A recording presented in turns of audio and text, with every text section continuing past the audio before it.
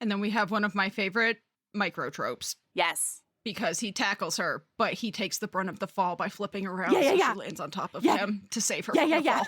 That's my favorite micro-trope. One of them. I fucking love it. I love it so much. Yes.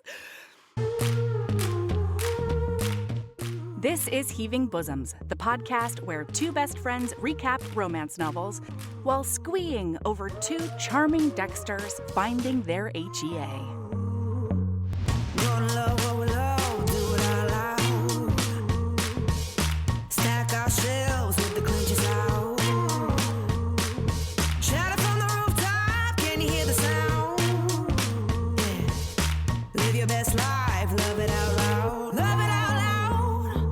Hey HBs, I hope you're ready for a dark rom-com. This was a subgenre I didn't quite know I needed so badly, I think until this book. And that feels like just a lack of self-reflection on my part, because it really melds so many of my favorite things together. This Friday on Patreon and our Apple Podcast subscription, Sabrina is telling us all about her truly unhinged Lorraine Heath rabbit hole that she's gone down recently. Seriously, y'all, we're talking 27 books in 15 days. 16 of them were Lorraine Heath, and then the rest were alien romance. I was delighted. What a time to be alive for Sabrina. You know what I mean? All right, we originally recapped this fabulously dark rom-com in September of 2024. Brynn Weaver became a favorite real quick after that. Let's get into part 1 of Butcher and Blackbird by Brynn Weaver. Here we go.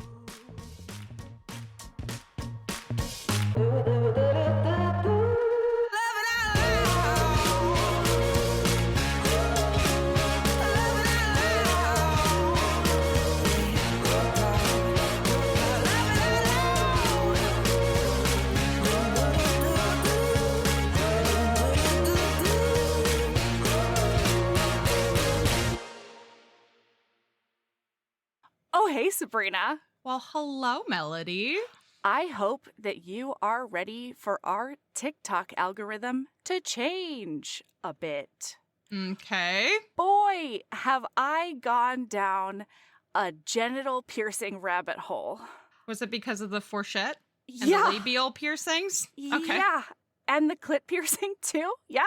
With the triangle? Okay. With that triangle boy on there. I knew what a fourchette piercing. The minute it said it in the book, fourchette piercing, I was like, Actually, HB Susan and I are friends, and Susan messaged me and was like, oh my fucking God. I did not know what a fourchette piercing was. And I was like, that's how I found out that that's in this book. And then I got to that point and I was like, oh yeah, here we go. Oh, yeah. Yeah. And I love her reasoning for it. It's great. Did you go nuts for this book? Absolutely. I went nuts for this book. To be fair, this book is catnip to me. Like, so it reminded me, I fucking love a serial killer romance. So, like, if you like this book, listener, just recommending Only James's Necessary Evils series and like a couple of other spin-off series, cool. But that's a whole psychopath serial killer romance where like they can't really feel love, but they feel anything about somebody, then it is their person. Obsessive. And they get very least. Like obsessive, territorial, possessive, jealous. I'll put it this way. This book made me want to do a reread of that whole series. So hard recommend Only James if you liked this book. Although I will say that neither of these people are what I would classify as psychopaths or sociopaths. Absolutely not. They're not psychopaths or sociopaths. It was very strange tagging this book and not tagging that. Agreed. Okay, wait. Hold on, Sabrina. I'm trying to skip over our beautiful, illustrious, gorgeous patrons. How dare I? Oh my God. Patrons, I'm so sorry. Okay, so we had some new folks join the Patreon, and we are so thankful. So, hey, thanks and welcome to Danny L. and Laura C., Tori and Jennifer P., Juliet M. and Ursula M., Danny L. and Mercedes M., Caitlin S. and Katie R.H., Cassidy C., and Vanessa. Thank you. Hey. Thanks for being part of the Patreon. I hope you're enjoying all of the bananas things that we get up to. Yeah. So this book, Mel. This book. All right. People know that I love a true crime. Frankly, I'm so sorry, everyone. Like, the more gruesome, the better, if it has nothing to do with kids. So I'm awful. I'm one of those people. This is a gory book. This is graphic violence. It's delicious. It's great. There's torture on page, and it is great. Yeah. Frankly. It's fantastic. And, like, these Dexter motherfuckers, you know? Because both of them justify their actions by only killing bad people. And I loved Dexter. I loved Dexter. I did. And I'm not sorry about it. I'm not. Yeah. So this book comes out swinging, is really the only way to put it. Because she is currently on day 3 of being locked in a non-air-conditioned Louisiana, I think, shed. She's locked in a cage in the room with a dead body that has been slowly bloating and decaying over the past 3 days. She can't believe the predicament she's in. And then the body explodes all over the floor. And then this army of maggots starts inching their way toward her. I don't know how this is going to be an 18-part episode, Mel. It's incredible. And so she's like trying to comfort herself, and she starts singing Bye Bye Blackbird, which is one of my favorite songs, especially the Ella Fitzgerald or Joe Cocker versions. I don't know that I'd ever heard that song before this. Oh, so good. So good. I love particularly the Joe Cocker version. Anyway, so yeah, she starts singing that to herself, like sort of rocking back and forth. And like the voice in this book is so good because she says, like, for example, I don't mind dead bodies, but like I like my dead bodies fresh. This nonsense is not my cup of tea. This is not how I like interacting with dead bodies. And then this beautiful man walks in and is just like, oh, wow, nice work. Like, hey, what's your name? And so she's sort of like crouched there and she says, I don't think he's going to answer you. And he's like, yeah, I mean, I know that. And I already know who he is. Like, here are his stats or whatever. I was asking you, like, what's your name? And the banter between them is so good. She pretends not to know his serial killer nicknames. He's like, you might know me as the Boston Butcher. Yeah. The Massacre of Mass. The Ghost of the East Coast. And she's like, I totally know all those names, but I'm not telling him. No, I'm not telling him. I'm not going to stroke his ego like that. And so he's like a little bit hurt. Yeah. He's so cute. He's so cute in this moment. So then he's like, what's your name? And she's like, I'm not comfortable telling you that. And he's like, well, all right, cool. See you never. And he turns to leave. And she's like, okay. I'm Sloan, and I'm the Orb Weaver. And then he geeks out to oblivion. He's just like, a fanboy. Oh my God, I am such a fan of your work. Like, it is intricate and it is elegant and it is beautiful. You are incredible. And she's like, I mean, dusting her shoulder off a little bit.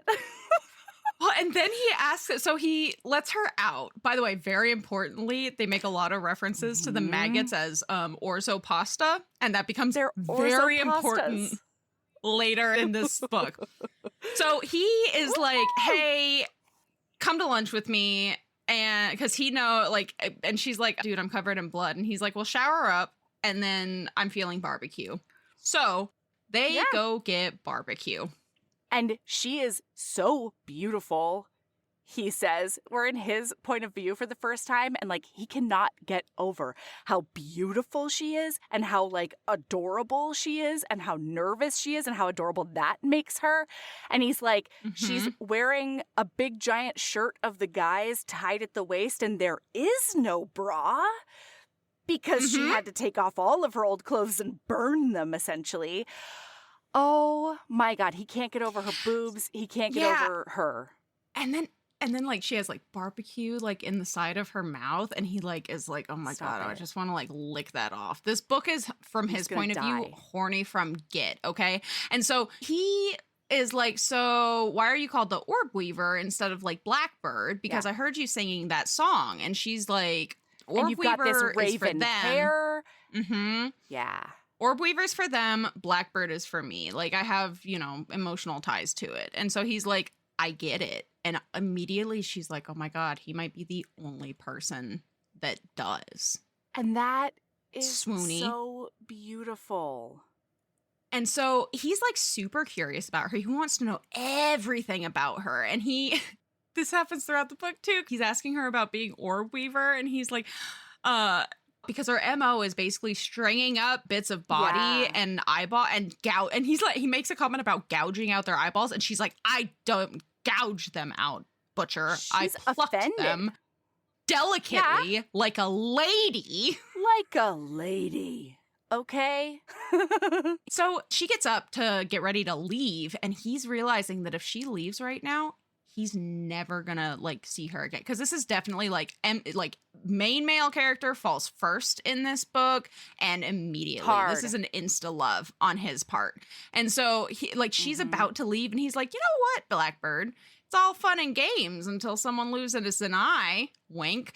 And then he's like, what if we make a competition? What if let's we have go a game and have 7 days to kill a person, and like that is randomized, and then whoever wins gets to go kill this dude, the Phantom, up in the Pacific Northwest. And she's like, I'm intrigued, because she's been feeling missing. Something's been missing in her life. I could not for the life of me figure out how it tied back to the Phantom, and I didn't care enough because I loved everything else to like even like go back and figure it out. But yeah, because they talk about the guy in the Pacific Northwest, and then when we get to their first game in just a minute, it's a totally different guy in West Virginia. And so I was like, what happened to Pacific Northwest guy? So basically the annual, and it says it in the prologue, it comes up again later in the book, but the prologue says, Butcher and Blackbird, annual August showdown, 7 days, tiebreaker by rock, paper, scissors, best of 5 winner takes the Forest Phantom. And so whoever wins gets at least 3 out of 5 and wins best out of 5 gets to be the person who, which this was so fucking funny to me, because that means that the Forest Phantom is given free reign to just keep murdering for 5 to 6 years.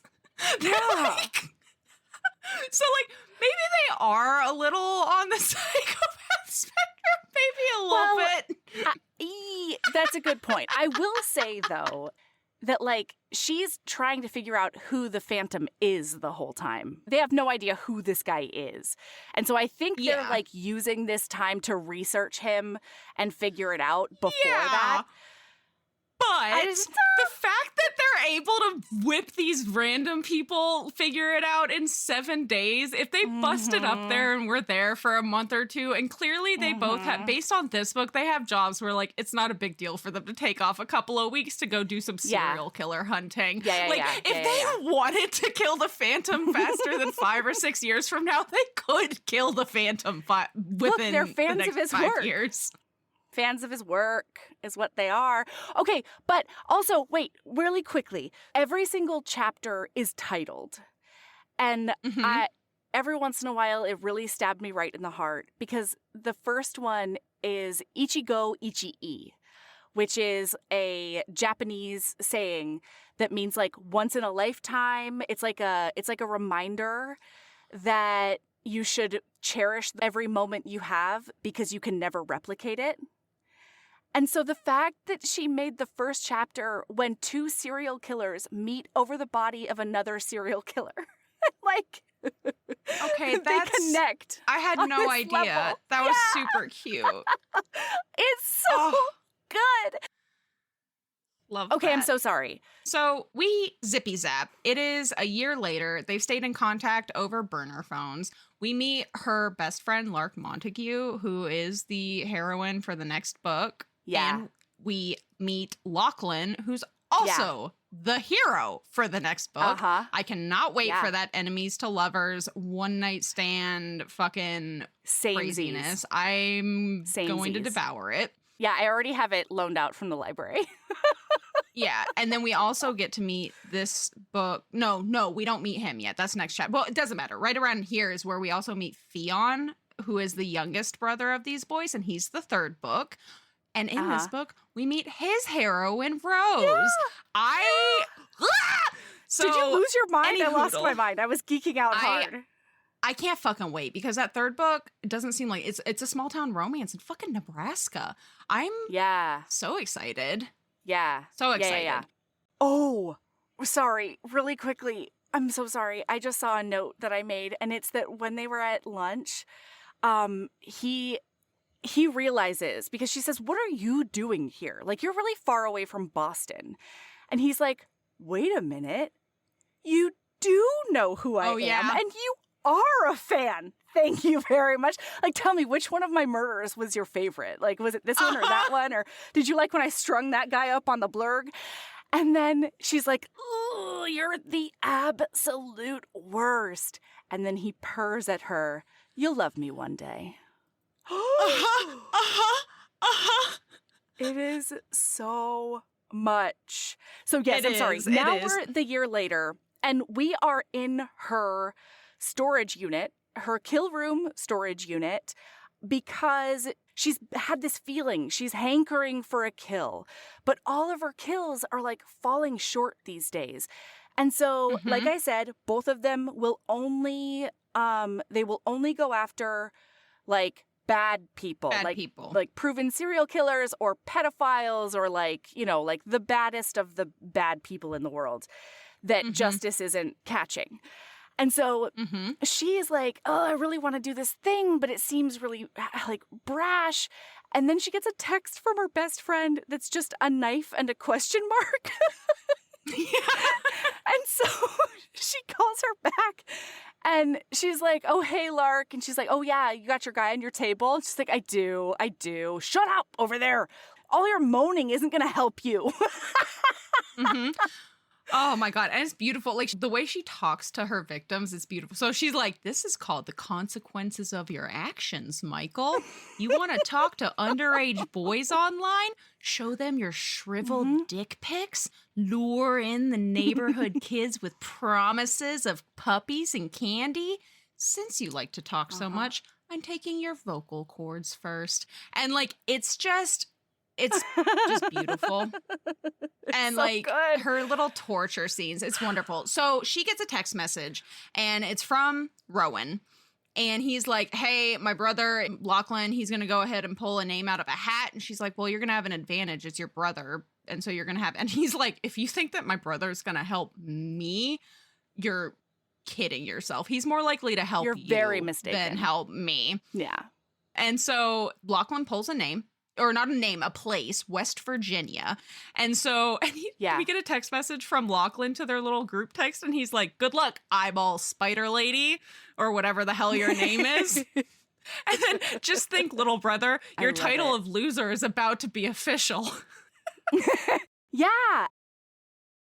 The secret is out. With millions of younger-looking customers across the country, Plexiderm is one of the most highly sought-after products on the market. It visibly shrinks under-eye bags and smooths out crow's feet in minutes, and the effects last up to 10 hours. Influencers love it, magazines feature it, and people just can't get enough of it. As a matter of fact, Elle Magazine gave it an Editor's Choice Award as Best Instant Wrinkle Filler for 2025. In as little as 10 minutes, Plexiderm reduces the appearance of fine lines, wrinkles, and those dreaded under-eye bags. So yes, you can look years younger in minutes, and the effects last for hours. No surgery, no gimmicks, just results. The best news, you can try Plexiderm for only $14.95. Plus, get free shipping. Don't wait. Order Plexiderm today. Visit plexiderm.com/special. That's plexiderm.com/special. Paid for by Sheer Science.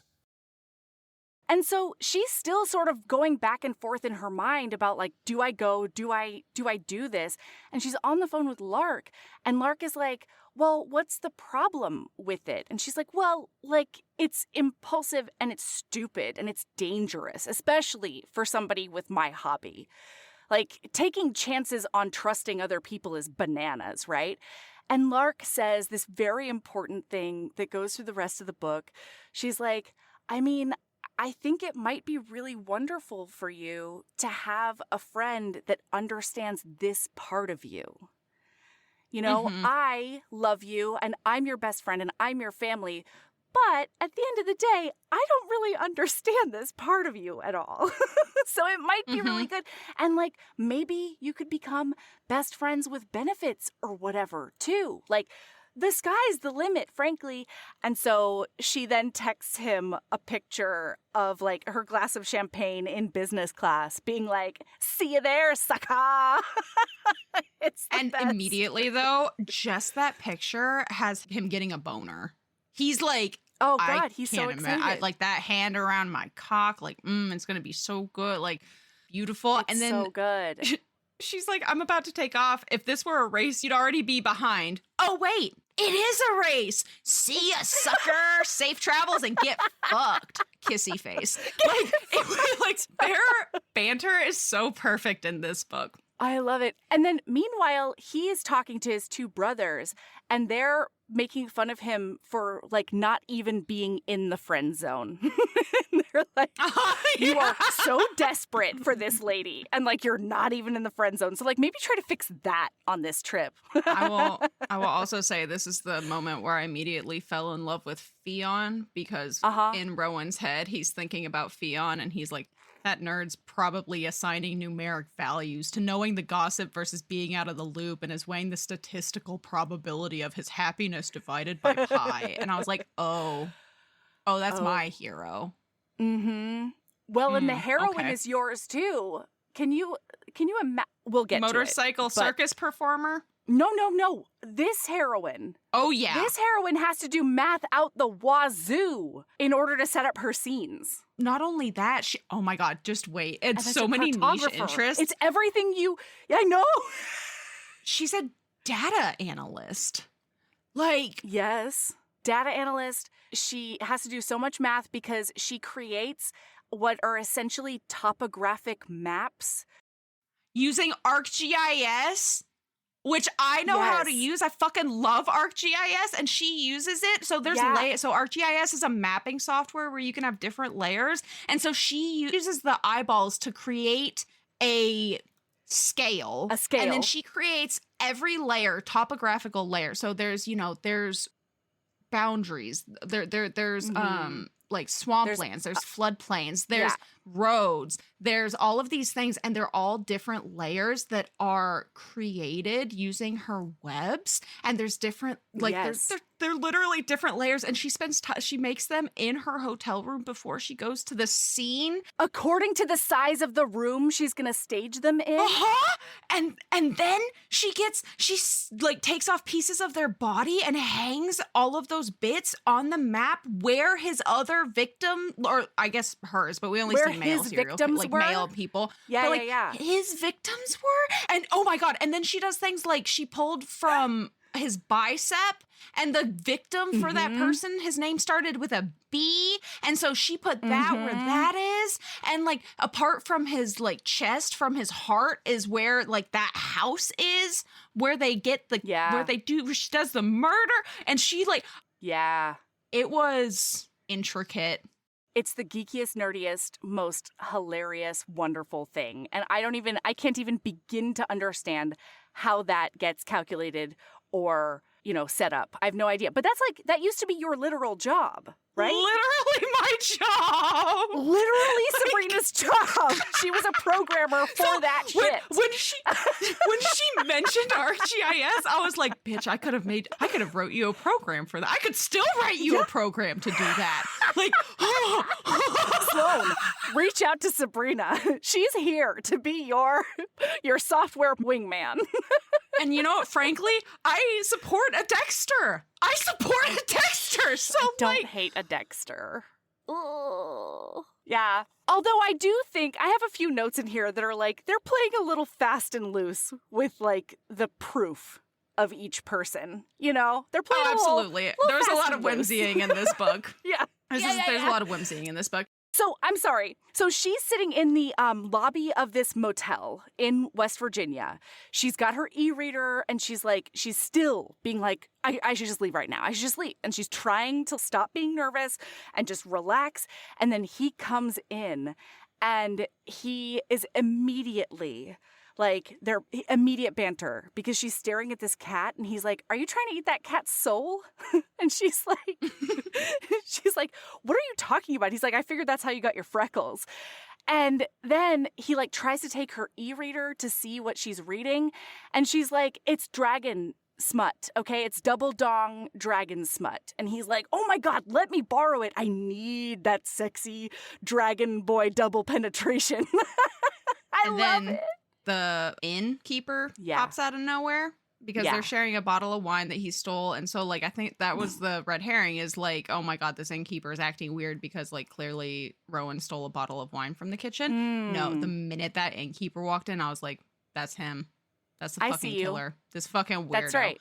So, also, she specifically says before she goes to bed and, like, saunters off, she says to him, I'm maybe going on a solo hiking trip, blah, blah, blah. Good night, weirdo. No boys allowed unless they have scales and a breeding kink. And he says of all the times to forget my dinosaur onesie at home. Like, their banter in this book is so top tier. It's just beautiful. So good. So it's the next day and he's like, let me into your room.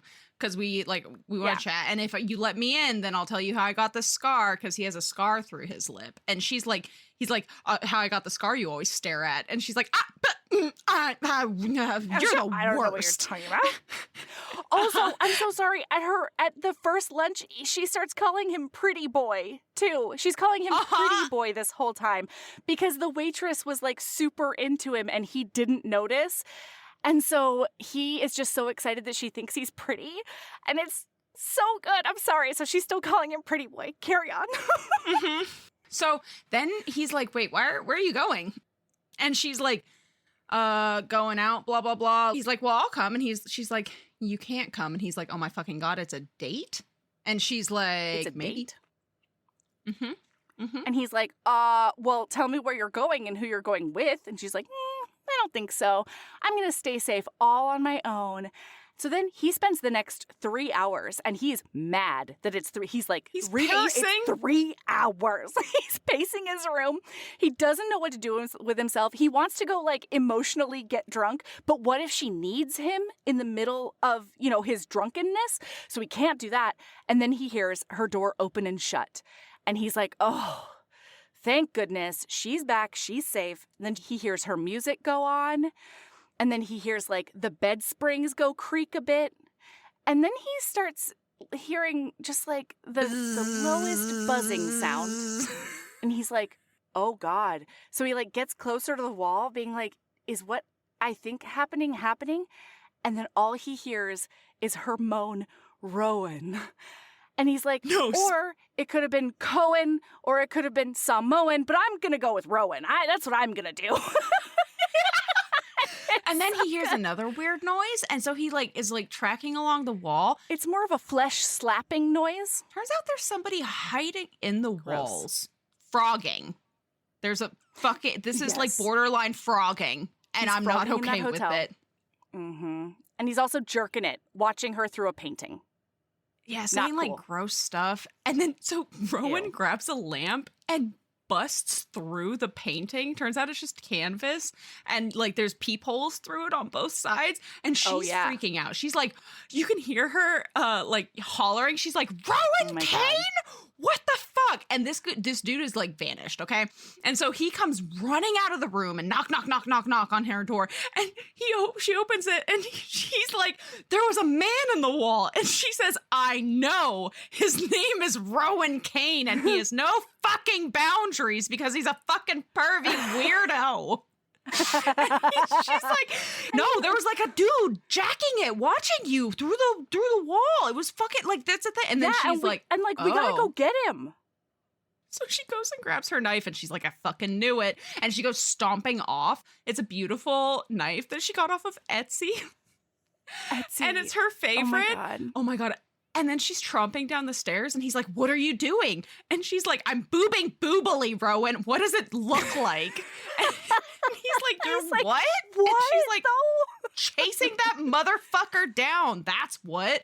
He's obviously the guy. And then he's like, wait, is Yeah. that who you were out with today? The guy from the hotel? And she's like, maybe. The emo wanker with a pink tie. Oh my God. So they end up chasing him and they get all the way to the caretaker cottage on the same property where this guy lives. And she is running after him until Rowan rugby tackles her onto the ground.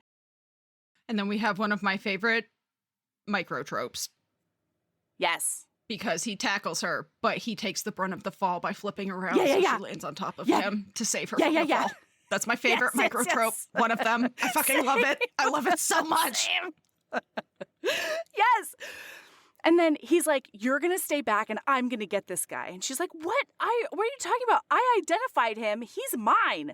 And he's like, no, you're going to stay out of the way and safe and stuff because I've suddenly turned into a caveman.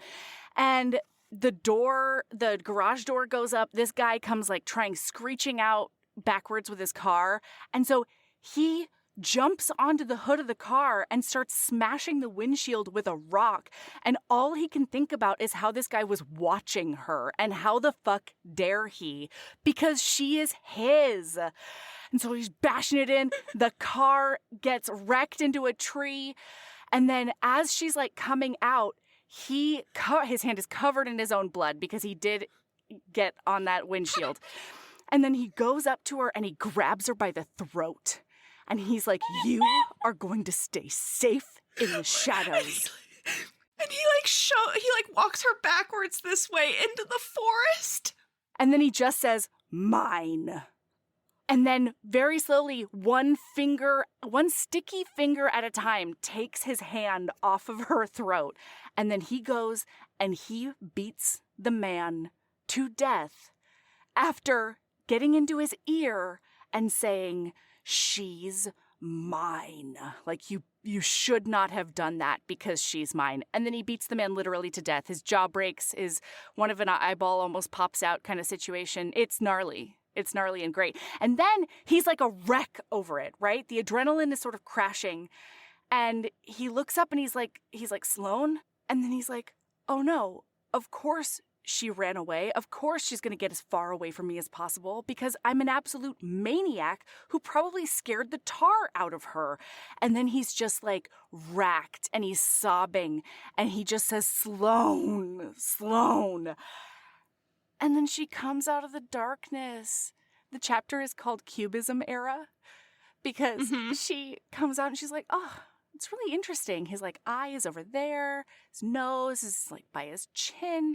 You're really embracing your Cubism era. And he's like, you're here. She's like, yep. And I'm not going anywhere. Let's clean this up and let's get you cleaned up too. So then there's caretaking. She goes and tidies him up, and specifically while they're in there and she's cleaning him up in Francis's bathroom, that's the dude's name, he tells her about the scar on his lip came from his dad. We find out that he's originally from, because he has a slight Irish accent, by the way, listener. Yeah. And he immigrated from Ireland him and his brothers when he was a teenager. And we find out that his dad gave him the scar on the lip with a broken dinner plate. And that's the night that he started killing because he and Lachlan killed his dad because of it. His dad was, an abusive alcoholic. Super abusive, and awful. Did drugs and awful. Finds out his mom died giving birth to Fionn, so he didn't have any family after that. And she says, I'm sorry. And he said, don't be. Wouldn't have wound up here if everything hadn't happened the way it did. I have no regrets about where I am. And everyone's heart grew 3 sizes in that moment. Uh-huh. Oh my God. Yeah, it's beautiful. And then they finish cleaning up over the next couple of days and we're just back to life. So they've started. Now it's 4 months later. Texting. 6 months. And they've started texting every day. Sometimes it's memes. Sometimes it's thoughts. Sometimes it's like just the randomest just little things. Mm-hmm. And she looks forward to their interactions every single day, and she can't imagine her life without him now. Mm-hmm. And like, so she admits to Lark that she almost left him that day. And she's like, he seemed vulnerable in the moment and I couldn't leave him. And Lark's like, go see him. And she's like, I can't do that. And she's like, no, you can. Like, I understand why you're hesitant because you don't want to mess it up, but also like you might never meet somebody like this again. He's probably the only one out there like you. And maybe your friendship could go up in flames, but like, I understand these worries, but you got to take the risk, man. It could be amazing. Sometimes the best things come out of the fire. And so now it's 3 months later and she's at 3 and she's Coach been thinking about it for 3 months because that's who she is as a person. Yes. and so we found out earlier in the book, he's a restaurateur and a chef, and he owns a restaurant called 3 and Coach. And so we zippy zap, and she is standing in front of that restaurant like, oh my fucking God, I can't believe I'm doing this. I haven't told him anything. He has no idea that I'm here. Like a fucking weirdo. I'm just here. And she goes in and she immediately gets sat down. So when they were at the diner at the beginning, she chose the table they went to before the hostess even was able to do it. And he noticed that she chose a table that was equidistant from all of the exits and to where she could see the whole restaurant. And so when she goes into 3 and Coach, the hostess sort of looks her up and down and she has this small smile on her face and she's like, yep, come this way. And she takes her to a table that is equidistant between all of the exits and she can see the whole restaurant. It's meant for 4 people. And this lady just takes all the rest of the things off and goes away. And she's like, that's really weird because there are tables that would be more appropriate for a single diner. But okay, whatever. Who knows? This is where I would have wanted to sit anyway. Yeah. I was going to ask to sit here anyway. The secret is out. With millions of younger-looking customers across the country, Plexiderm is one of the most highly sought-after products on the market. It visibly shrinks under eye bags and smooths out crow's feet in minutes, and the effects last up to 10 hours. Influencers love it, magazines feature it, and people just can't get enough of it. As a matter of fact, Elle Magazine gave it an Editor's Choice Award as Best Instant Wrinkle Filler for 2025. In as little as 10 minutes, Plexiderm reduces the appearance of fine lines, wrinkles, and those dreaded under-eye bags. So yes, you can look years younger in minutes, and the effects last for hours. No surgery, no gimmicks, just results. The best news, you can try Plexiderm for only $14.95. Plus, get free shipping. Don't wait. Order Plexiderm today. Visit plexiderm.com/special. That's plexiderm.com/special. Paid for by Sheer Science. Forget the pressure to overhaul your life. The new year doesn't need a new you. It needs you. Grow Therapy helps you make meaningful change at your pace and on your time. Grow connects you with thousands of independent licensed therapists across the U.S., offering both virtual and in-person sessions, nights and weekends. There are no subscriptions, no long-term commitments. You just pay per session. Grow accepts over 100 insurance plans, including Medicaid in some states. Sessions average about $21 with insurance, and some pay as little as $0, depending on their plan. Visit growtherapy.com/try now today to get started. That's growtherapy.com/try now. Availability and coverage vary by state and insurance plan. And then she sees the hostess about to go into the kitchen, but then a big group comes in and she gets distracted. And so now she's just like, I am the weirdest fucking stalker weirdo and I don't know what to do with myself. She thinks about leaving again and she orders and she's like, I don't know what to do with my hands or anything else. And so she starts sketching. Then Lachlan walks in and she has never met Lachlan, obviously, but she knows exactly who he is because obviously she's Googled all of these people and she has done all of her hell. She doesn't need to Google. She probably hacked into some shit and there we go. Has his social security number. Yeah. And so she sees him walk in. She panics. And he sees her. Yeah. She knows he sees her, but she doesn't I don't think she knows that he recognizes her. Yeah. So she gets the rest of her food to go. She's like, I gotta leave, like, whatever. And as she's walking out of the restaurant, she hears Blackbird. And she turns around and Rowan is standing there. In a chef coat that has the splatter of the soup that she ate that day on it. And like oh my God, and his arms, another micro trope, his fucking chef coat is like rolled up. So his forearms are all out on display. And he looks what you're doing, Brynn Weaver. And hungry and feral. And she left her piece of art that she was drawing. She was drawing a raven. She ripped it out of her notebook and left it on the table because she just wanted to leave something of hers behind, even if it was just momentarily, like something that was important, like that was hers in some place that was so important to him. And then she sees him see that and she's like, oh my God, I'm mortified. Like he saw me leave a drawing for him like a goddamn middle schooler. And like, what am I doing with my whole life? And I have to get out of here. And he's like, what are you doing here? And she says, eating. And he says, I mean, like in Boston, what are you doing in Boston? And she's like, I just had work trip meetings with work and job stuff meetings. And he's like, okay. And she's like, actually, I really have to go do work stuff. So job, gotta go. She tries to turn around and then he grabs her by the wrist and he's like, no, stay. And then they get interrupted by a lady who walks in and like comes and says hello to Rowan with like kissing his cheek, and she's beautiful and glamorous. Mm-hmm. And they're all there because it's Lachlan's birthday. Yeah. And so she's just like, I have to go.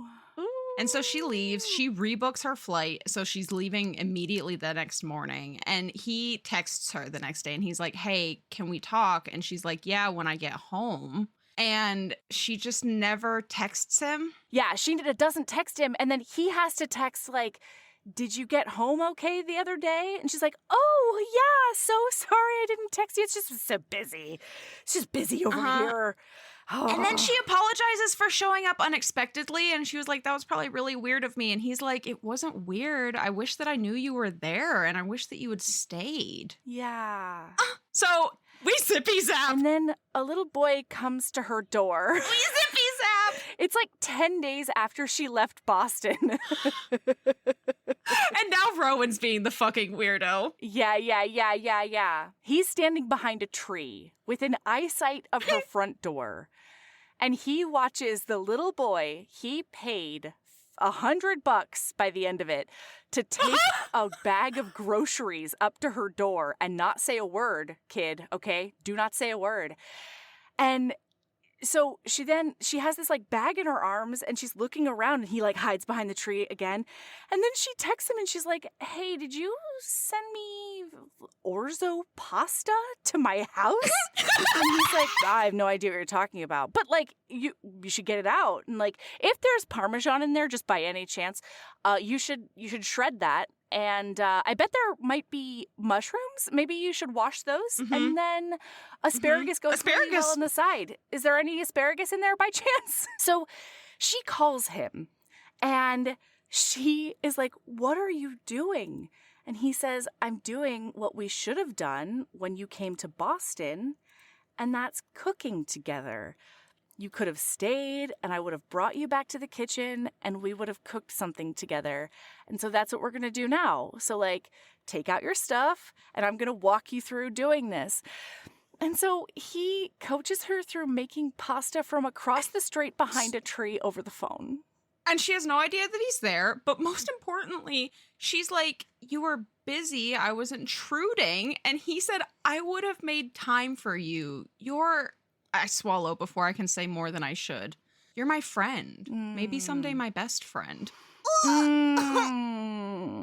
Oh my God. And then he like, oh my God, this is hilarious because he learns about her pencil skirt situation at work and how she does like presentations and stuff. Oh. And he's immediately rock hard. And he's like, can I come like watch you do like a presentation? Because specifically he says the thought of professional Sloane in a fucking curve-hugging pencil skirt and a Madonna mic, standing on stage as she bosses around a bunch of doctors with her raspy lounge singer voice is the fantasy I never knew I needed. I'm a fucking goner. Oh, he is. He is a goner. He's so, like, every time we're in his head, listener, he is so smitten and just enraptured by her. It is fantastic. It's wonderful. Yeah. So they end up doing that for the next like 5 nights or something. He just stays in Raleigh doing that, but not going in and not seeing her in person. She has no idea. And he doesn't, because he doesn't want to scare her away. Also, really importantly, while they're on the phone, he's like, so like, why don't you draw for a living? Like, why do you work for a soulless biotech corporation, basically? And we find out that art brings up a lot of bad memories for her. And she used to love painting and experimenting with sculpture and things like that. But things changed. And she says sketching is like the foundation. It's all that was left when the rest burned down. Yeah. That and my webs, which feels like art to me. And that's just very important for the end of the book. Yeah. So I just needed to let you know that. Absolutely. So the last day that he's there, he's behind the tree, but he doesn't have groceries delivered. And she walks out of the house and looks around like, where's the little kid? Where's my groceries? She should be here by now. Yeah. And then he gets in his rental car and leaves, and he gets a text message, but he refuses to look at it because he knows that if he looks at it before he's home, he's going to go kick down that door and take what he wants. And like, I know the answer is because the book would be over, but like, why not? Like, why didn't he go in? Like, come on. Ooh. Well, also, to be clear, if he had gone in, she would have run. She'd be gone. What? Do you think so? There's absolutely. That's wild. Does not, her self-esteem is so low as far as other people. She's so shy. Yeah. She's so anxious. Like that would have scared her off immediately. Like, he has to be doing the little tippy toes because otherwise she'd be like, deuces, I'm out. Yeah, okay. Like, this is too scary. All right. Yeah. But specifically, the text message that she sent him was like, I missed you today. And he says, I missed you too. And like, that's a big step for her to be like, I missed you. That's huge. Huge. So now we zippy zap, and it's 4 months later, and they are somewhere else. And she is trying to schmooze this like food guy. He's a foodie. And she's like, the way, it's hard to get an invitation to this guy's house, but like, I'm managing to do it. And it's their next competition because they were told there is a killer in this area. And so he comes up out of nowhere and he's like, oh, Sloan, oh, I'm so sorry to interrupt. It's just like so nice to see you. And like, wow. And she doesn't want to blow it with this guy because one of his like biggest pet peeves is bad manners. And so she's like, would you like to sit down? Like, and like her eyes say, don't you dare. Don't you dare. And he's like, actually, I would love to. Thank you so much. So he pulls up a seat. He manages to woo this guy. And then they're both invited to dinner the next night at this guy's house. And he's so excited to have a chef in their midst because I don't know that we actually said this out loud. He's the restaurant owner, but he's also the chef. And like, that's his like life's work. So they're geeking out over food. Meanwhile, she's sort of getting the lay of the land, and she sees basically his method of attack through art on the walls. And it is wonderful. But as they're talking, she's like, oh, the goat cheese, whatever, is like great. And, he talks about putting figs in it or whatever. And then she starts taking a drink of her drink only because the guy also took a drink. And then she starts noticing that Rowan is getting he's doing a bit of a wooze. And then the guy's like, I'm so excited for you to see our next course. And his like minion brings it out. He says that this guy has had an accident recently And so he's taken him under his employ. And she sees ice pick marks on his eyes and like some bruising. And she's like, oh my God, he lobotomized this guy. And now he's his perma servant. This is fucking crazy. And she's trying to notify Rowan of this, but she can't do it with words out loud. And at one point, she tries to be like, she's making just mouth. Lobotomy. Yeah, she's like, lobotomy.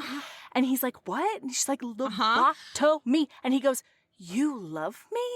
And she's like, no. Well, and like he's getting a little woozy, which means he's saying things he doesn't mean. Yeah. And so at one point, she like makes a comment because Thorsten, the guy that they're here to kill, he's like, oh, you guys make such a cute couple. And she's like, we're not a couple. She says, well, it's hard to compete with the stunning waitstaff and Rowan's adoring socialite regulars. And he says, no one competes with Sloane. She just hasn't realized it yet. Oh my God. And then tell them. He says to her, you always look pretty. When you came to the restaurant, I said. Rowan hiccups twice, then drowns the next one with a gulp of wine. I said, Sloane is the most beautiful girl in the world. And then my brother called me a feckin' Egypt because I could have all the pussy I wanted in Boston, but instead I've taken a vow of abstinence. And she corrects abstinence. Abstinence over a girl who doesn't want me. And she's like, oh my fucking God, I can't believe he just said that. But like, also, Then the beef niçoise comes out. And my note is, oh my God, this is human, isn't it? Yeah. And Rowan goes, beef niçoise. I love beef niçoise. And she's like, Rowan, no. He's just shoveling this salad into his mouth. And they're talking, and the guy says, oh yeah, I added a little bit more extra sugar to the Dijon dressing because the meat's a little gamey. She's like, Rowan! He's like, how do you like it? And yes. Well, Rowan's fucking woozy, though. He's like, oh my God, this is so fucking good. This is incredible. Delicious. This is delicious. And then he face plants into his plate, passes out. And he's got a little bit of like the rawish meat hanging off of his tongue. And the guy looks over at Rowan, and then he sort of like, comes out of his serial killer boner haze. And he looks over at her, and she's like, oh, so it's just the two of us. And then we zippy zap again. He's waking up and she is straddling this guy in a chair. He's moaning. And she's like, stay still. I would tell you it would hurt less if you stayed still, but that would be a total lie. And then she just like puts an eyeball onto the plate that's on the table. And Rowan's like, Rowan vomits. What's happening? Yeah. She's already gotten him a barf bucket, which is so cute and sweet and wonderful. And then he looks up and she's got her spider web all over the dining room. And he's like, this is fucking magnificent. Like, this is bananas. And then she's like, David's eating everything in the kitchen. She's like, all the food. And he's like, well, that's normally what people eat. I don't know why that's weird. And she's like, it's human. You ate human. You ate human. You ate a person. He's like, what? And he starts throwing up again. And then she's like, did you know that it was rump roast? I had to torture that guy to find out it was a rump roast and to find out that I scraped human ass out of your mouth so you didn't choke. And he's like, please stop, as he's just vomiting into this bowl. Oh my God. Oh my God. It's so funny. And then she's like, so like, how much do you remember of what happened before? And he realizes that she is asking if he remembers his confessions about how pretty she is and how amazing she is. And he's like, so he lies. And he's like, I don't remember anything after dinner. And she's like, oh, thank God. Well, she looks relieved and it breaks his whole heart. He's like, oh no. And he's like, this fucking girl panicking because I gave her a glimpse into how I feel, clearly nervous about a conversation she's desperate not to have. And I would do anything to keep her around, even if it means taking a hammer to my own heart. Yeah. I need to get it through my thick fucking skull that she will never want more than this. And like, that's not true. You're two ships passing in the misunderstanding nights, you know? Like, you're just, sometimes nerves are for different reasons. Yeah. So this is when we get the explanation about how her frickin' maps work. It was fascinating and fantastic and brilliant. And like he tells her that he tells her that her webs are art. And they're like right up in front of each other, and he's looking down at her, and he could so easily just lean down and give her a kiss. And he like runs his hand through her, or he wants to run his hand through her raven hair and tell her about how she's brilliant and cunning and beautiful, and he has fun with her. And even though he feels like complete shit, he's disappointed that this year's game is nearly over because he hates watching her walk away. But he's afraid that if he pushes for more, he'll drive her away. Being in his head, listener, is so swoony. It is. Oh my God. He pines so hard and so eloquently. And now, while she's getting ready to kill Thorsten, we get her backstory, which is fucked. So she started killing people because when she was in college, high school or college. It was like a boarding high school. Yeah, with her best friend Lark. And she was being sexually abused by the headmaster. And she was saying basically that I can take this. It's just for another couple of years. There's an end in sight.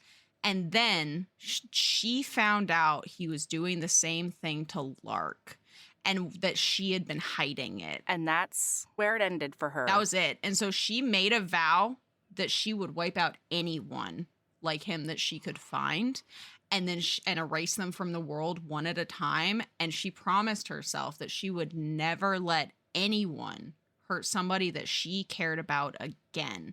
And then this was such a scene. I have goosebumps right now. She lifts the knife above her and Thorsten, and she says, "This is me keeping my promise." And it's silent, and they're just standing there like that, and he's tied to the chair, and then he starts to beg, "Please." And then she plunges the knife into his stomach and eviscerates him. And she says, "Since you asked so nicely, let's spill the filth from your guts together." Yes. Yeah. And then she's in shock because she's like living all of these memories. Yeah. Isn't this where she says, like, you love hearing your victims scream? Like, I bet you didn't stop when David asked you to stop because you love hearing your victims scream. But here's what I need you to know about me. I also love to hear my victims scream. Hoo dangy. Oh boy. Yep. Yeah, and so she's in shock, and he goes over and like takes her against his chest, and he's like, "You're okay. Lark is okay. Everybody is okay." And then they have a little combo where he like brings her out of it, and he's like, "Maybe we should go stop David from eating more human, you know?" And she's like, "It's so much worse than just eating human." And he's like, "How could it be worse?" And she's like, "It's raw. It's fucking Some of it's raw. Some of it's and raw." He's like, "Oh my God, we need to save him." So they go in there and bet he... Okay, Mel, I have to tell you, I was disappointed by the ice cream scene. Why? There was so much buildup. I've heard about nothing but how horrifying and traumatizing this ice cream scene. Ice cream scene is. Yeah. People lost their shit. Much like Rowan, they cannot eat cookies and cream ice cream anymore because of this book. What? Like, there are people who cannot look at ice cream without thinking about this. And frankly, I don't even know. Like, it would have barely gotten I forgot a note it happened if I hadn't heard nothing about it. Me too. I would have if it hadn't been so... It comes back quite a bit in the book. And that's why I think it like sort of solidifies, because she is looking at this thing and they're trying to like wash up because like they're serial killers. They have to get their DNA off of everything. And like they really are in the scenes in a way that I don't think is very a good idea for serial killers. It's okay though. I'm sure fictionally it works out. I hard whimsied that. Yeah, I was like, you're leaving evidence everywhere. There's trace evidence fucking everywhere. Anyway, so they end up doing dishes and she looks over and David's just shoveling this cookies and cream ice cream into his mouth. And she goes over and she takes it and she's like, let's read the ingredients, shall we? Because it's obviously homemade. And she's like, cream, sugar, and then semen, milked between April 10th and April 13th. And he's like, no! She's like, that's a really weird substitute for salt. And he's like, no! He's barfing into the sink. And she cannot stop teasing him over it. But this felt like the least, he ate human Shocking ass. thing. That was a whole gluteal and neither muscle. of them ate, neither of them ate the ice cream. Yeah, nobody ate the ice cream. David ate the ice cream. Yeah, nobody ate it. Anyway, so the most important part here is that as they're getting ready to leave, they're all done with cleanup and they're outside looking at the stars. And she convinces him to take David back to be a dishwasher because she's worried about him being taken care of. And she admits to him that she was lying about Boston and that she didn't have a meeting there. And then just walks away and gets in her car. Shock. Yeah. How did he let her walk away? He says, I hate this part when she leaves. I loathe it. And then chapter end. Chapter end. Okay, so now we zippy zap. It is 8 months later. She's getting ready in her hotel room because she has been invited to a fancy, classy awards dinner night because Rowan is receiving like the best restaurant in Boston award. And he called her saying like, I'm calling in my win and like I get my prize now and that is you're coming to this thing with me because we can have some real fun together. You're the only person I can have real fun with.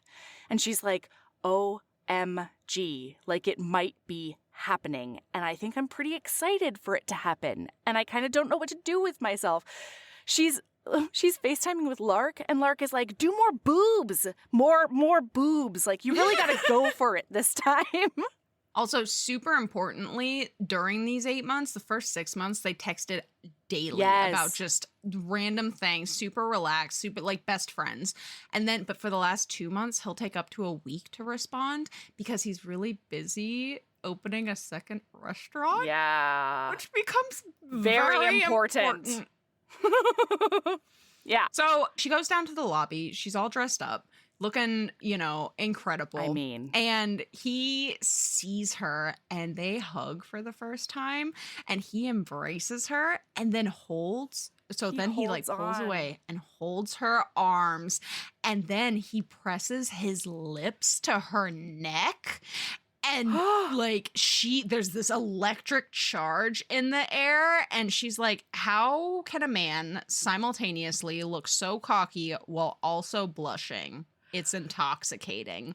And he says, I would have kissed your cheek, but I didn't want to ruin your makeup. Yeah, that's the only reason. I kissed you on your pulse point. Oh my God. And then he holds her hand out to the car. He's gotten a fancy, spiffy car for them. And then he holds her hand in the car. Holy shit. And she's like, this is very fancy. And he goes, what? Am I going to drive you in a Honda Accord? I am not taking the most beautiful girl of the event to the event of the year in a Honda Accord or whatever. Oh my God. And then, so during the course of this conversation, she asks him, why me? Like, I know that you're friends with like literally everybody in Boston. Why do you want to take me to this thing? And he says, because like I said, you're my best friend. I want to be able to spend an evening with my best friend. And her soul shrivels into the tiniest little hedgehog ball and really tries to like roll under the seat. It's terrible. Yeah.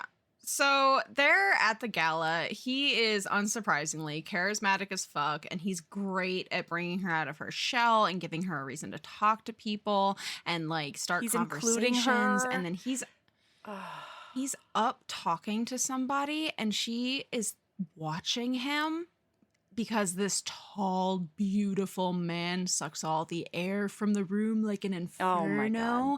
And she just can't stop thinking about how beautiful and wonderful he is and how important he is in her life and like how they can be monsters and like we don't deserve the same things other people do. Happiness, affection, love. But I can't stop that when I look at every facet of Rowan from his brightest light to his deepest, most dangerous dark. Maybe I don't deserve it for the things I've done, but I want it. I want more with him than what I've got. And so she takes the jump. She walks up to him and asks him to dance with her. And we have another favorite micro trope where they dance together. Yes. So they're dancing and she's feeling all fluttery and heady and breathless. He's got his face in her neck at one point. She can feel his breath on her neck. And then he says, now do you want to have some real fun? And she's like, do I want to have some real fun? Like she sort of freezes. And he's like, look over my shoulder. The guy at like 3:00, he's got glasses on. That is Dr. Somebody. And he has been murdering his patients, at least 6 in Boston alone. And I thought maybe we could hunt him together. Like he never stays at these things long. We can go, we can do a quick murder, come back, great alibi. And she's like, okay. And he's like, what? Aren't you excited? He's like, I'm not going to get anything on your dress or whatever. I'll do all the messy stuff. And she's like, yeah, wow, it's just like something I didn't really expect. And he's like, you didn't expect that I wanted to do this when I said that you're the only person I can have real fun with? She's like, no, actually, turns out that doesn't directly translate. I thought it was something else. And then he says, wait, you thought it was something else and you're here? And she says, yeah. And then he says, holy shit. And like his whole demeanor changes. He's like leaning in. They are about to kiss. And then a siren starts going off on his phone. That is his ringtone, a siren.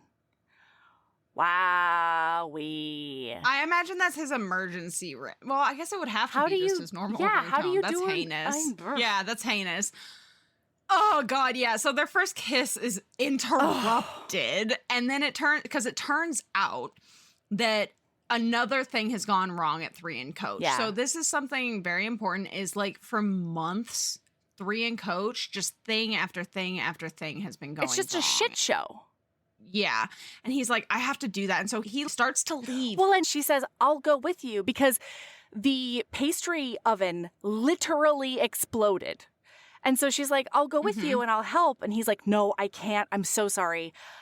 I cannot have you around that kind of danger. Like an oven exploded. So like, go back to your hotel, and I'm so fucking sorry about this. I can't even tell you how much I regret this happening. So then he's almost gone, but then he turns around and gets this look of determination on his face. Oh my and God. He starts stalking back to her. And I'm like, this is it. Yeah, He's going to stalk back and just like grab her by the face and give her a big old smooch. And it's gonna be here. Because listener, can I just say, I was not prepared for this book to be a slow burn. No, me this neither. Is, like over 50% into the book. Yeah. This is all happening. And the tension is top notch. God. Yes. But then his fucking phone goes off again and he's like, damn, like you can see it on his face. Like, God damn it, I have to go. Yeah. Like, and so then he turns around and he leaves.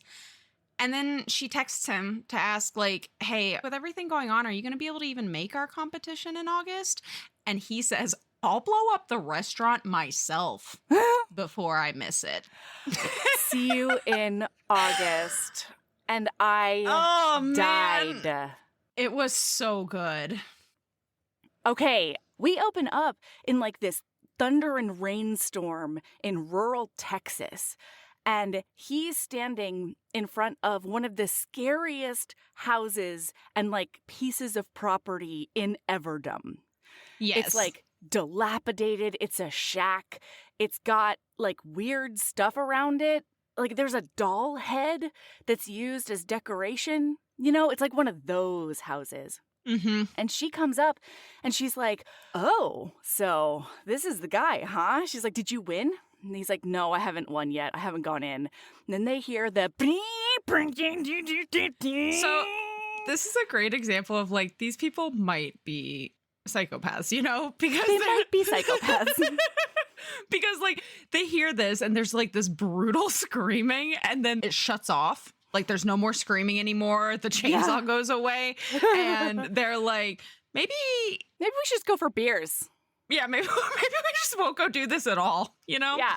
But they do decide to do it. So they do walk into like Temu, Texas Chainsaw Massacre's house. Yeah. This guy is a combination of Texas Chainsaw Massacre, the guy from Psycho, can't remember his name right now, meant to look it up earlier, and Ed Gein. Because he does the mild decoration with body parts in his house. Oh, Yeah, there's like wind chimes in the hole in the roof that are made of bones. Human bones. Whimsied that. Whimsied the hell out of that. Anyway. Yeah, so they're here and so they walk in and they're wandering around. I'm so sorry, Sabrina. There was one other thing that I remembered. What I realized is that because the original rules that he came up with included breaking ties with rock, paper, scissors, she looked up the most probable answer that people give, and she is losing on purpose. This bitch puts out scissors because she wants to go in the front door. She also knows, based on his history, that he uses rock. He always chooses rock. Mm-hmm. Dumbass. He does not realize that she has him figured out because he does not want her going in the front door. He's like, this guy is huge. He is unhinged. And like, I'm worried, you know? And she's like, don't worry. We'll both be in there and like, I'm going to kick your ass. Oh, but it's so cute because, like, so while we're standing on this fucking hill staring at fucking Wish.com Texas Chainsaw House. Yeah. It says, this is in her point of view, and it says, our gazes collide and my heart folds in on itself. No one has ever looked at me like this with so much caged worry and fear. And for the first time, it's not fear of me. It's fear for me. That's right. Babies. Oh, I love them. There are so many lines in this book that have just like taken my whole heart out. And like there are so many lines in this book that made me like stop dead in my tracks. Mel, I have a confession to tell you. What? Tell me. Okay, so listener, I haven't delved into this with you, and I'm not going to delve into it right now because that's a whole Patreon episode. But I have revamped the way that I track my books, right? Which means I copy my highlights as I'm reading directly out of Kindle into my notes, right? We haven't hit this point yet, but in a couple of chapters, we hit a point where I highlighted so much that it popped in to be like, you can't do this anymore. This is plagiarism. You've hit 10% of this book. You can't highlight and copy out of this book anymore. Yeah. I didn't know there was a limit. The publisher can set it. Yeah. That's smart. Yeah. It is smart. It means that people can't highlight for bad reasons, right? But like, I'm not sharing this with that. This is just my own personal. Yeah. Whatever. But like, I did hit that point. So you're sitting here talking about like, there's so many quote, blah, blah. Mel, I probably have them. Oh, no, don't. Oh, don't be silly. Don't be silly, Mel. Did you go back and unhighlight? No, because that doesn't work. It tracks it. So it tracks how many. So if you so if you can only have 5 total highlights, right?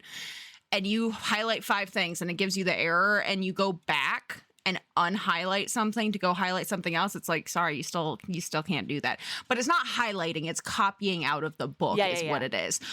So don't worry. I still have more highlights. They're just not in my notes, they're done the old-fashioned way where they're sitting in my Kindle highlights. I mean, did you start highlighting everything around the time he told her that she was not allowed to hide from him anymore?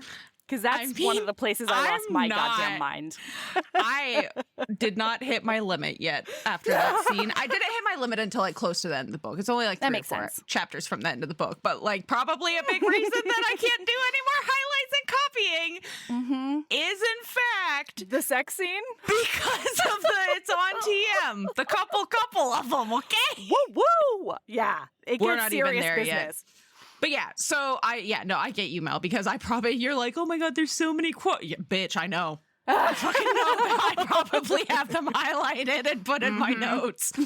So anyway, they go into this house and they're like wandering around. It's like dead quiet, dead silent. He goes in the back, she goes in the front. They're separated because it is a competition. It's dead silent. It smells a little bit like decay, which she can't really understand at first, and it's all musty and stuff.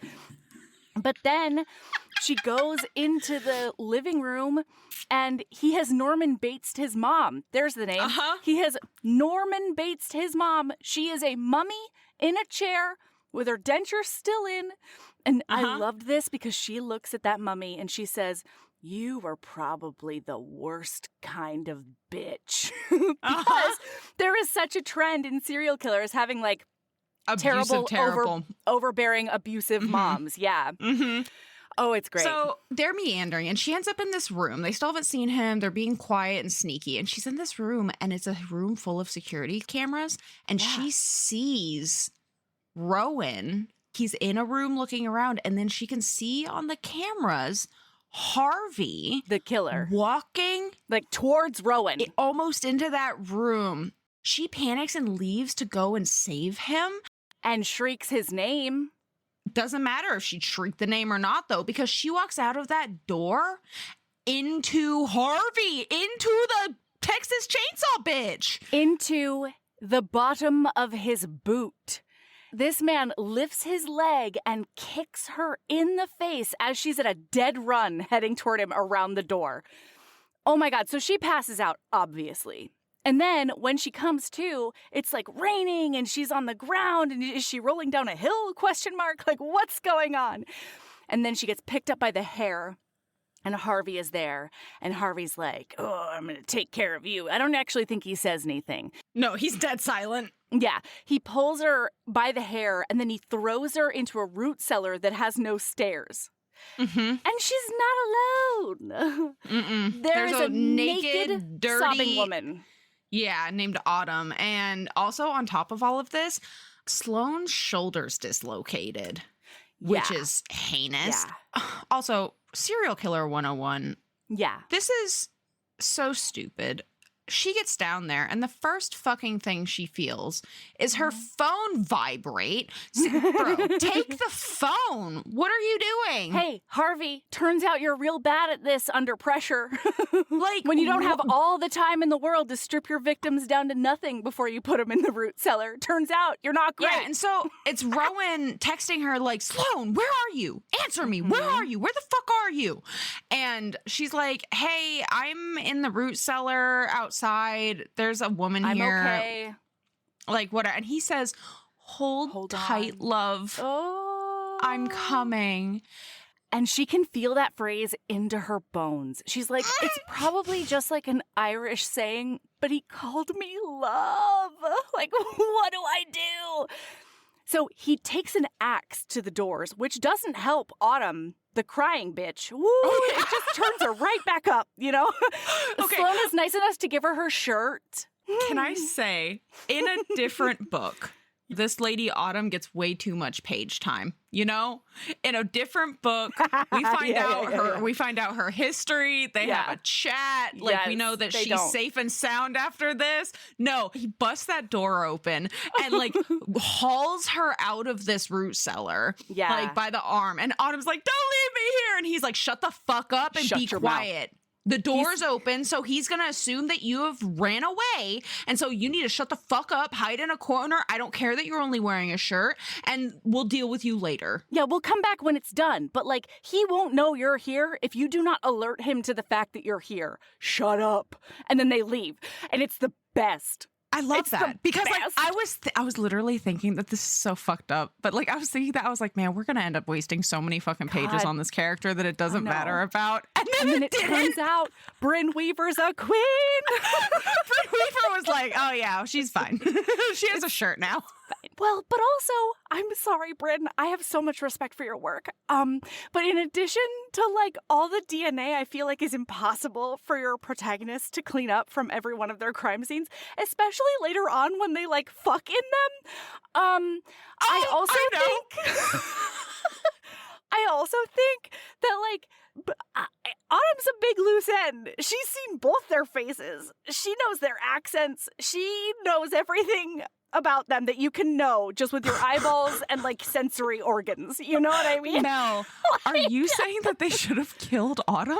No, I'm just saying they should have gotten on the same page with Autumn. Hey, like, guess we what? saved Mel, you. No, Mel, the beauty of it, the beauty of the fact that we never see Autumn in this book again is that they had that conversation. My HBHQ canon is they had that conversation and fucking Autumn was like, you know what? You're right. Thank you so much. The police are like, where'd you get that shirt? We know that he strips his victims naked. And she's like, I blacked out. And no, you can't have it to get the sweat off of it. This is my shirt now. It's my sweat, all of it. I don't care if there's two. Honest to God, like I'm really not trying to poke fun or anything like that, but like, okay. Oh my God, if I was Autumn in this situation, and one, I would never feel safe in my own home ever again. Oh God, I would never leave my house. Oh no, I would only feel safe in my home, and I would never leave my house again. I would absolutely agoraphobia to the max. Yeah. 2, that shirt would be my emotional support shirt. I would not I'd be like, that thing would be in shreds because I would cuddle like with silky that. Or like wubby. I don't know what those are called. This is the reminder that like I'm okay. Yeah, that I have overcome some shit. Yeah. I have seen the worst and I am here today is what that shirt would say to you.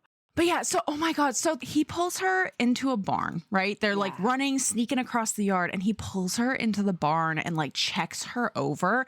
Oh, listener, he checks her over and she's like, can you reset my shoulder? And he's like, no, we're going to have to see a doctor. It might need surgery. Like, I'm not going to do that. Then I was like, oh my God, we get Fionn again. I'm so excited. And so he like can't do that. And then he like feels up on her ribs and like she's like bruised, not feels up. She keeps on saying, I'm fine. And she thinks he can only be truly comforted with checking her finger on top of bone. Yeah. Is what she says. Now he is kneeling. He's kneeling on the ground and he's checked her over. And then he says, I'm sorry, and presses his forehead to her stomach and holds her around the thighs and just holds her to him. And she's got her hands in his hair. And she's like tracing her fingers through it and she's losing herself to the cadence of a simple touch repeated. The heat of his breath climbs from my navel, between my breasts, over my heart, following my surging pulse as Rowan slowly rises from his bent knee. And then she like slides her hands from his hair onto his face. Yeah. And so she's cupping, and then now he's cupping her face and he like leans into her touch and like holds her hands to his face. Yeah. And he says, I can't lose you. And she says, then you better kiss me. Finally! Oh my God, they kiss! They kiss in this fucking barn! She's shirtless and bloody and bruised and almost broken. One of her arms literally doesn't move right now. Her urgency takes over. Rowan's hands thread into my hair and he crushes me to him. And like then he's like sucking her lip into his mouth, but he's still being so gentle because she's hurt. Yeah. And like her hand is like gripping the back of his neck and digging her nails in, and he's growling. Yes. And like Oh my God. So hot. And she's like, I forget who we are. I forget where we are. I forget why we're here. And then in the background, she hears Autumn go, ah! Like, it just... And obviously they stop. Yeah. They pull apart. They see Autumn almost stark naked, just in that shirt, running around the corner through the barn. And they can hear the in the background because Harvey is right on her heels. And then he does the sexiest thing in the world. Tell them sexiest thing. Tell them right now. He grabs an axe and like walks over to the hiding spot. And she's like, what are you doing? Yeah. And he rests the handle of the axe on his shoulder and huffs and then winks at her. And he says, getting revenge for hurting my girl, of course. Sir. Come on. Put it away. Now is not the time. But also, like, it's definitely the time. Keep coming. It's going. always the time. All right, listener. This is the end of today. Yeah. And then we will be back in the next episode with the rest of the book. But don't worry, you don't have to wait too long. It's going to be fine. We love you. We would never do that to you anymore. We have done that to you. We're done with that, though. We would never. We have done it a lot. Mm-hmm. Yeah. Okay. See you tomorrow. Bye.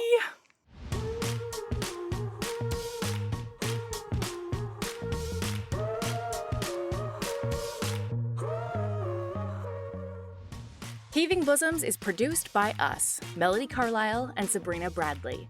Editing is done by me, Melody Carlisle. Our theme music is by the incredible singer-songwriter Brittany Fonts, and our art is by the ultra-talented author Kate Pryor. She has a release that just came out. It's called Mated to My Ex, and it is a second chance divorced werewolf romance that I'm so excited about. If you like our show, remember to follow us on your favorite podcast app, rate us 5 stars, and leave a review. And of course, tell all your friends about us. Even if they don't read romance, like, we're hilarious. If you want to get in touch about advertising or anything else, you can email us at heavingbosoms.podcast@gmail.com. And if you want more of us, visit patreon.com/heavingbosomspodcast. You can also find us on Instagram at Heaving Bosoms, on TikTok at Heaving_Bosoms, and in our Facebook group, the Heaving Bosoms Geriatric Friendship Cult. See you tomorrow.